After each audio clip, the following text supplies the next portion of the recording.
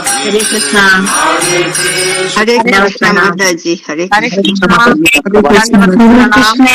Hare Krishna Mataji. Pranam. Hare Krishna. Hare Krishna. Somebody start the opening prayers. Shall I? Yeah. Thank you. Hare Krishna. Om Ajnana Timirandasya Jnana Janashalakaya Sakshu Ummitam Yena Tasmai Sri Gurave Namaha. Sri Chaitanya Manobhishtam Sabhidam Ena Mujale Swayam Rupa Kadamahyam Tada Disa Padantikam Vandeham Sri Guru Sri Utapatakamalam Sri Guru Vaishnavam Cha Sri Rupam Sakrajadam Sagagana Raghunatamvitam Tamsajeevam Sattvaidam Savadudam Parijana Sakitam Krishna Chaitanya Devam Sri Radha Krishna Padan Sagagana Lita Sri Vishakhanvitam Cha हे कृष्णा करुणा सिंधु दीन बतो जगत्पते गोपेश गोपिका कांता राधा कांता नमोस्तुते तप्त कांचन गौरांगी राधे वृंदावनेश्वरी वृषभानुसुते देवी प्रणमामि हरिप्रिये गांजा कल्पतरुभ्यश्च कृपा सिन्धुभ्येव च पतितानां पावनेभ्यो वैष्णवेभ्यो नमो नमः। श्री कृष्ण चैतन्य प्रभु नित्यानंद श्री अद्वैत गदाधर श्रीवासादि गौर भक्तवृंद। हरे कृष्णा कृष्ण कृष्ण हरे हरे हरे राम राम राम हरे हरे हरे कृष्ण कृष्ण कृष्ण हरे हरे हरे राम राम राम हरे हरे। हरे कृष्ण माता जी। Thank you.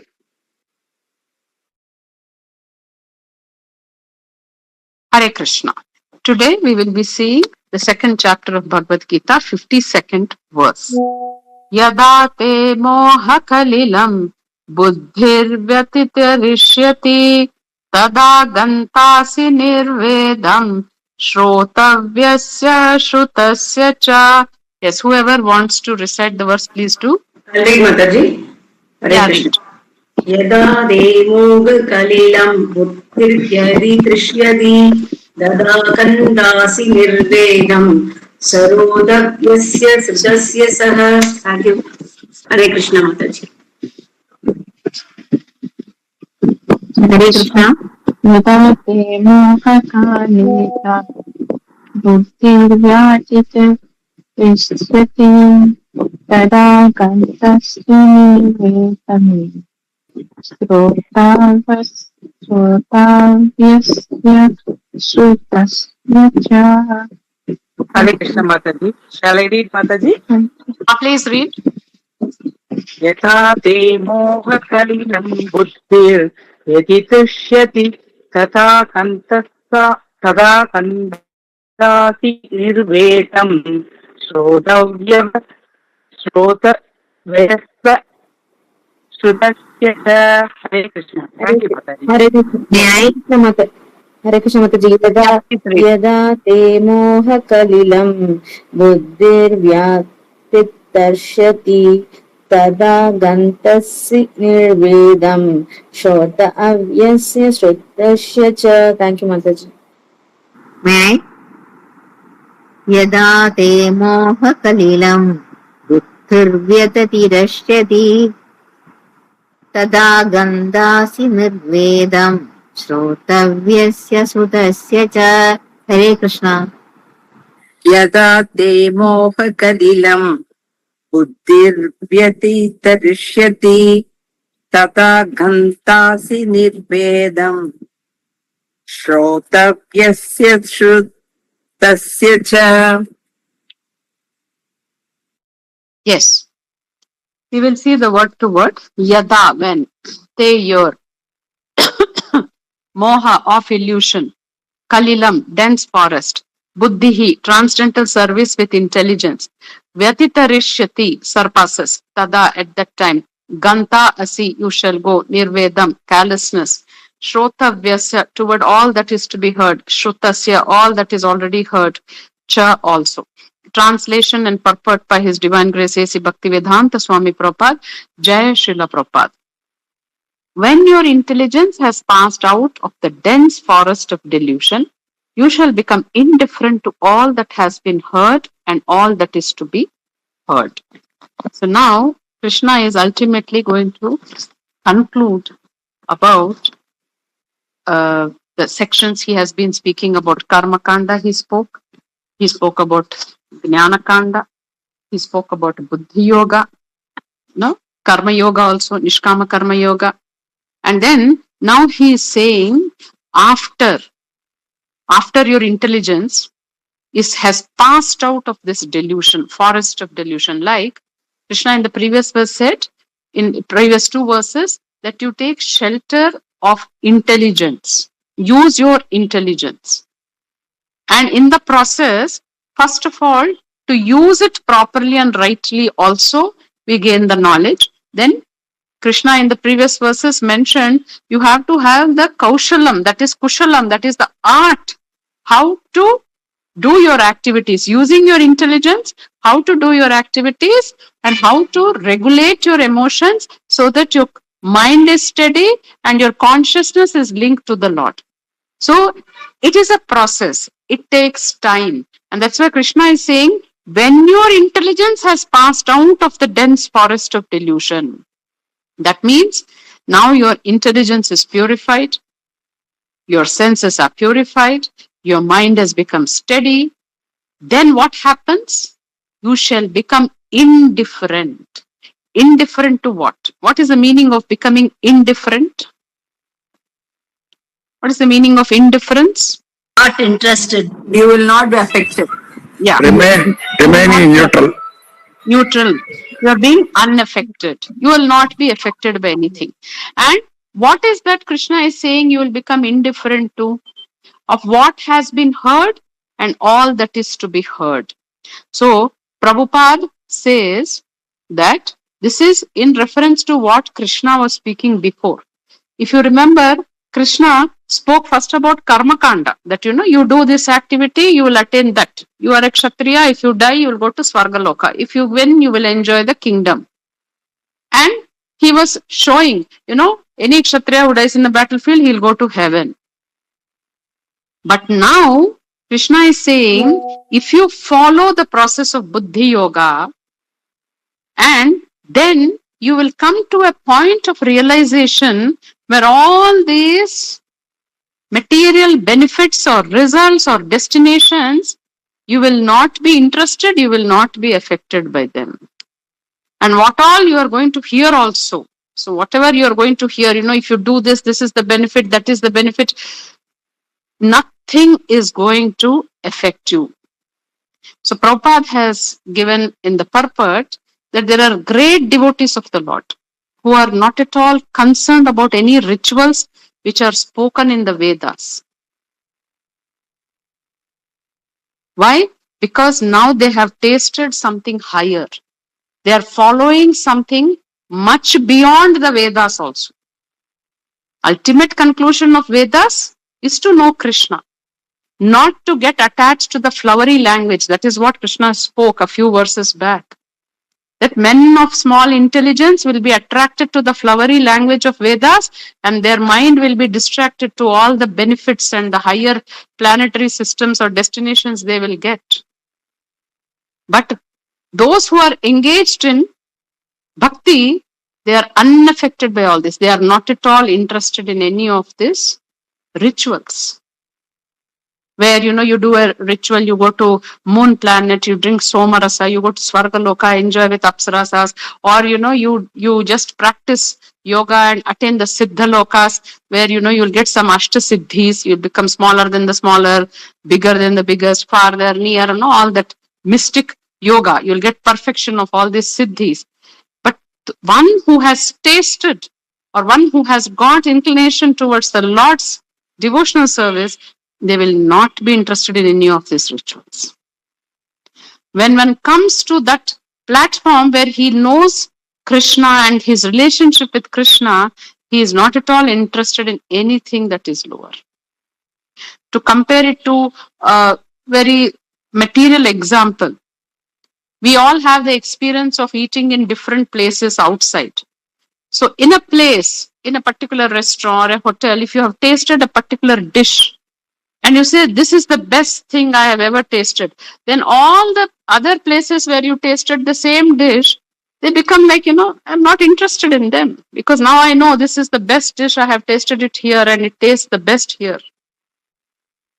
So same way, those who have established a relationship with Krishna, for them these material rituals become immaterial. They are indifferent. So Prabhupada writes, he naturally becomes completely indifferent to the rituals of fruitive activities, even though an experienced Brahmana. They may be an experienced Brahmana who are well trained, who have the knowledge of the scriptures, who know the Vedic practices, they know the sacrifices, they know how to do the various austerities, but they are not interested in that. So then Prabhupada gives the example of Madhavendra Puri. He is a great devotee and Acharya in the Parampara, in our Gaudiya Vaishnava Parampara. If you just go back to the introduction and you will see in our disciplic succession, Madhavendra Puri is also there. So then he has spoken this. And Acharya in the line of the devotees, he said, Sandhya Vandana Bhadramastu Bhavato Bho Snana Tubhyam Namo Bho Deva Pitarasta Cha Tarpana Vidhau Naham Kshamah Shamayatam Yatra Kvapi Nishadhya Yadava Kulottamasasya Kamsadvishaha Smaram Agham Haramita Manye Kim Anyename. Oh, my prayers 3 times a day, all glory to you. Sandhya Vandan. Whoever has taken, they have undergo this Punal ceremony. They have to do this Sandhya Vandan 3 times. And he's saying, glory to you. Oh, bathing, I offer my obeisance unto you. Oh, demigods, oh, forefathers, please excuse me for my inability to offer you my respects. Now, wherever I sit, I can remember the great descendant of the Yadu dynasty, Krishna, the enemy of Kans, and thereby I can free myself from all sinful bondage. I think this is sufficient to me. So this is also the result of purified intelligence, which Krishna is speaking about.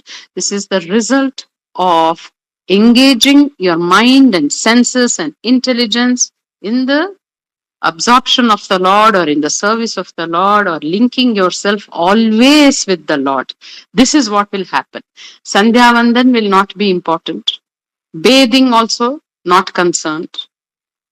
Doing oblations for demigods and oblations for forefathers and offering offerings to the demigods, all this is not important. Because he says, now wherever I sit, I can remember the great descendant of the Yadu dynasty, Krishna, who killed Kansa, and I'm free from all the sins. And I think this is sufficient for me. So that is the state one attains when he is out of all these material entanglements. That is the platform where nothing is important in this material world, nothing is affecting him, because the mind is completely absorbed in the Supreme Lord. And Prabhupada further explains all the Vedic rites and rituals, they are for beginners, because that is a way to purify. Vedic practices are essential for beginners because according to the Vedas, whatever sacrifices or austerities or rituals are done, that will be a purification. And comprehending all kinds of prayer 3 times a day, taking a bath early in the morning, offering respects to forefather, imperative for neophytes, compulsory for beginners. But for an advanced person who has come out of this burning forest fire of material life, he has come out of Maya, he has no attachments, no desires, no disturbances, no getting affected by dualities, because his mind is absorbed in the Lord and his only desire is to serve the Lord. All these rules and regulations will not affect, or rather, he need not do. He need not do, because he has already risen above all this, he has crossed beyond all this, he has attained perfection. And if one can come to that platform, Prabhupada writes, if you can come to that platform of understanding by service to the Supreme Lord Krishna, then he doesn't have to do any other penances, sacrifices, or whatever is mentioned in the Shastra.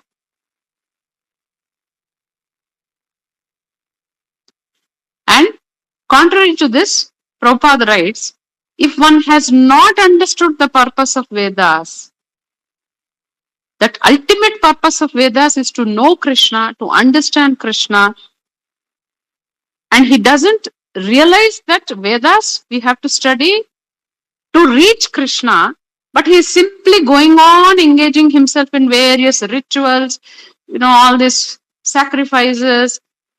Then actually, he writes, he is uselessly wasting his time in such engagements. Why? Why is it so? He is also following the Vedic rituals and Shastra, whatever is mentioned. Why is it he wasting his time?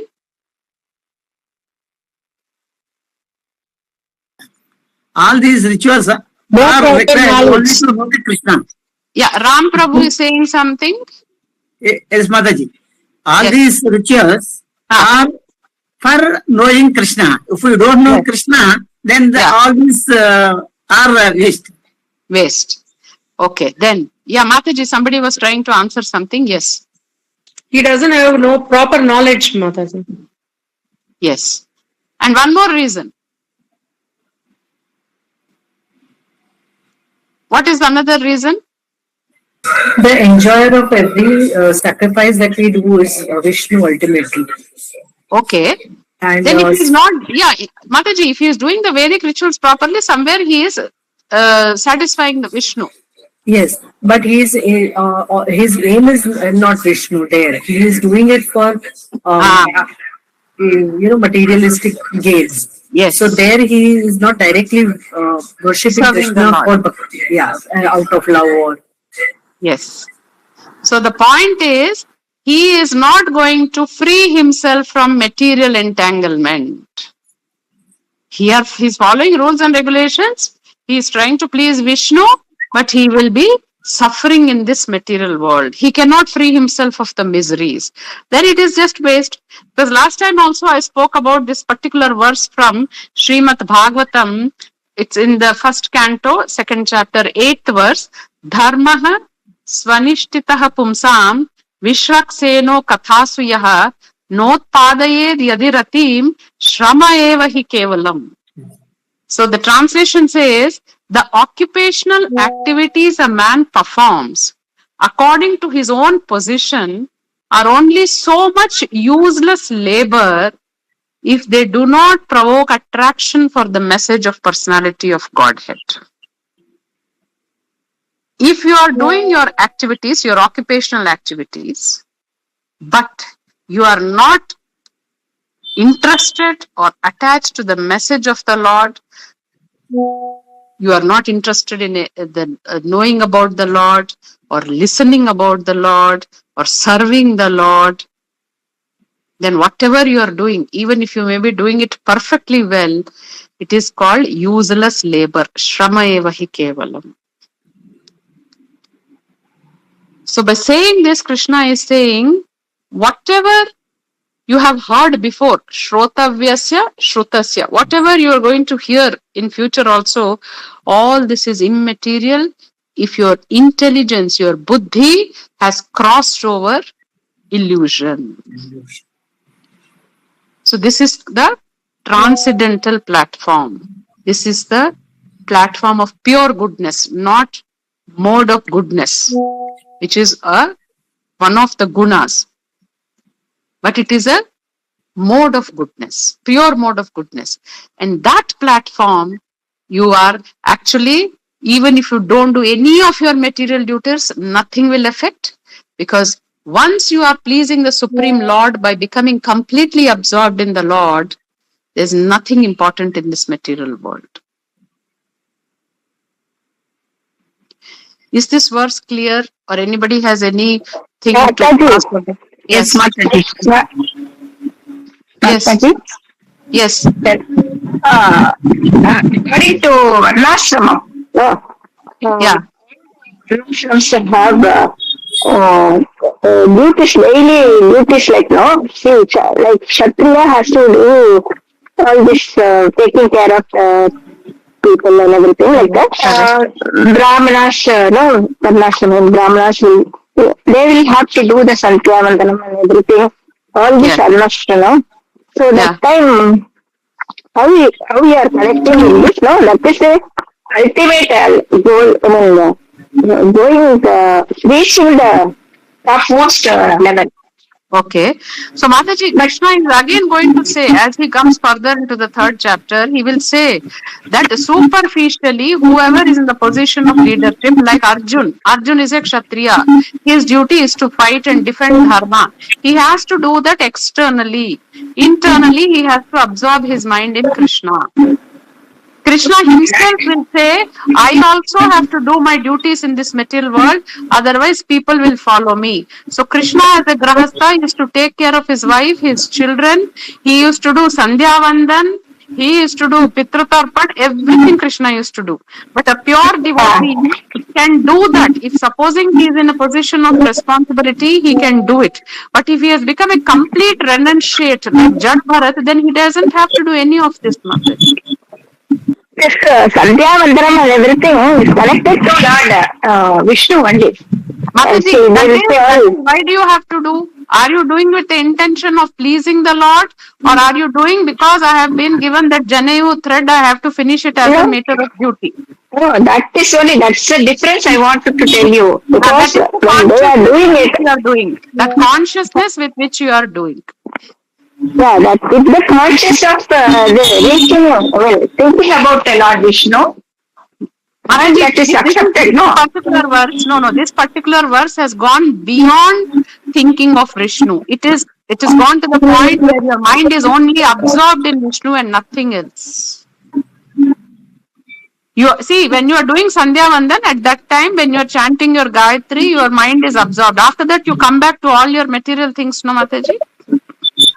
So that is the different level, no, Mataji? Yeah, that level is different. Here, Krishna is saying your mind is absorbed in the Lord now. Now you have nothing else to do here. The conscious level is different. There, the conscious is attained some kind of a samadhi in Krishna. Always the mind is absorbed in Krishna. For them, this Sandhya Vandan, this Pindodaka Kriyas, this Deva offering to Devatas is not important, or they are not at all interested in it. We do all this, Mataji. Sandhya Vandan is asked, or rather whoever takes that Janevu or whoever takes the Diksha and Mantra, they do it for their purification. So, but a person who Krishna is speaking about in this verse, he has gone beyond all the purification. He has attained perfection. This is sannyasi level, no? What, Mataji? This is sannyasi level. Not sannyasi, Mataji. He has crossed all the levels. He has become a Paramahamsa, where he is absorbed in the Lord. Is it the same as Siddha Prajna? Yes, it is a platform of Sthita Prajna, Mataji, where he has come to the, in fact, not even Sthita Prajna, it's like even little more advanced, Sthita Dhira Muni, which Krishna is going to speak. After being in the point of Sthita Prajna for a prolonged period, one becomes the Sthita Dhira Muni, where he is now only absorbed in Krishna. That stage, Mataji. Okay, thank you, Mataji. Thank you.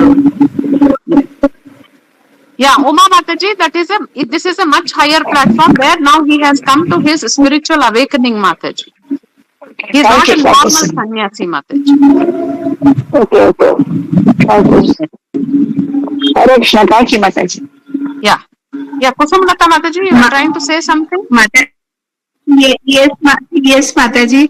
Mataji, yeah. I am not able to understand this. Like Vedic rituals are a waste of time. Mataji, please elaborate little with an example.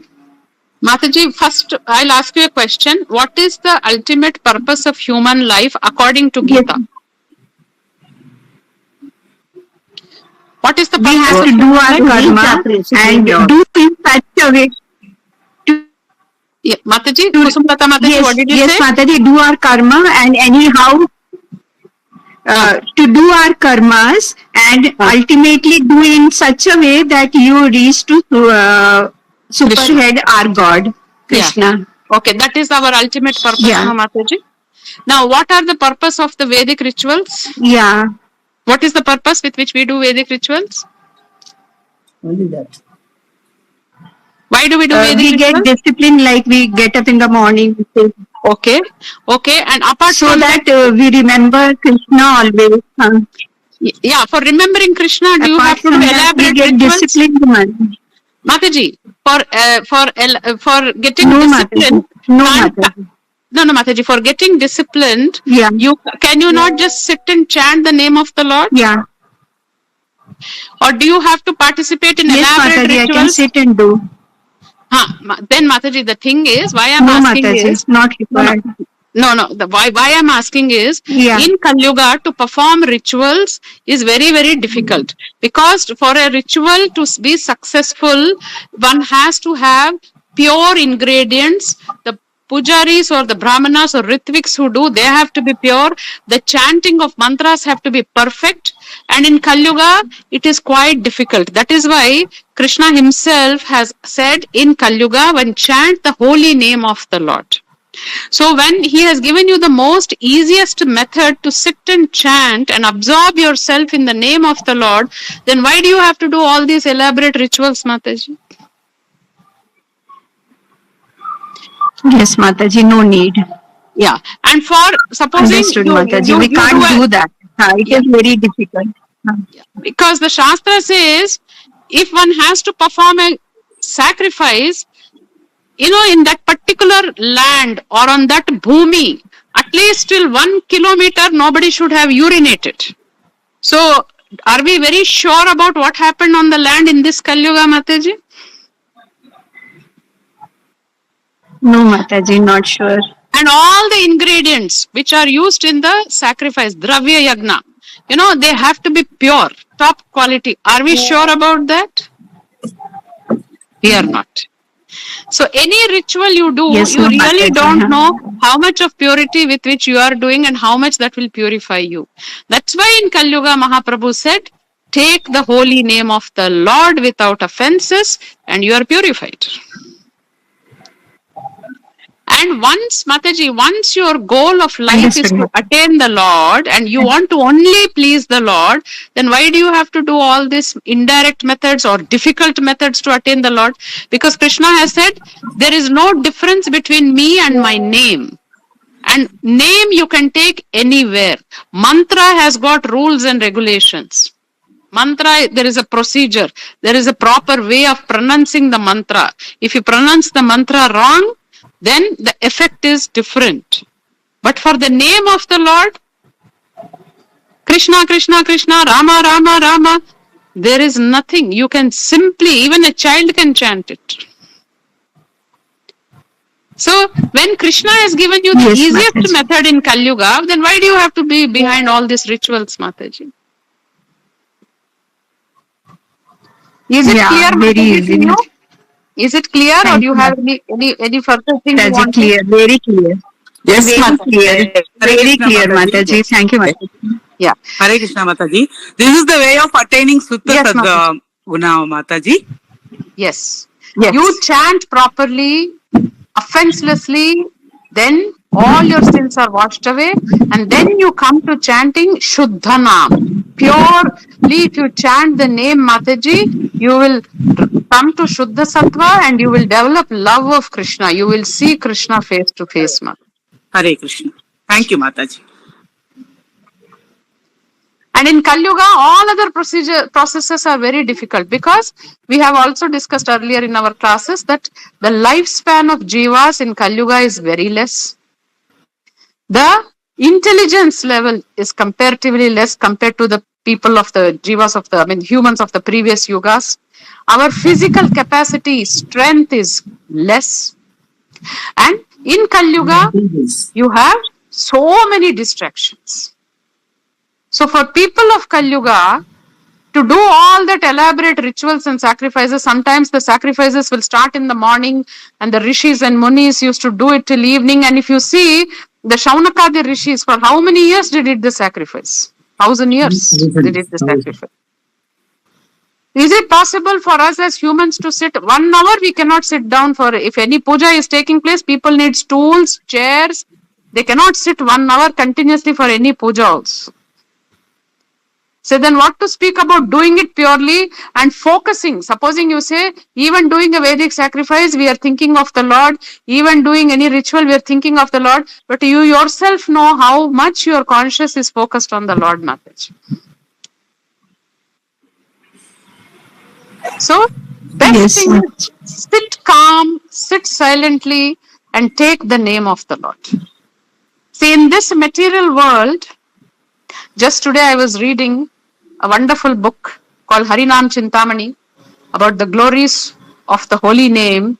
In this material world, the jiva, the soul, is spirit particle, and another thing that is spiritual is the holy name of the Lord.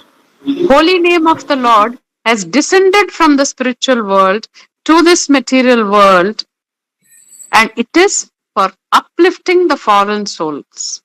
So in this material world, only two things are spiritual. That is the jiva and the holy name of the Lord. So easiest thing for the jiva is to take shelter of the holy name and elevate himself and attain perfection. Yes, anybody has any further doubts? Anything else? Or you want to add something to it?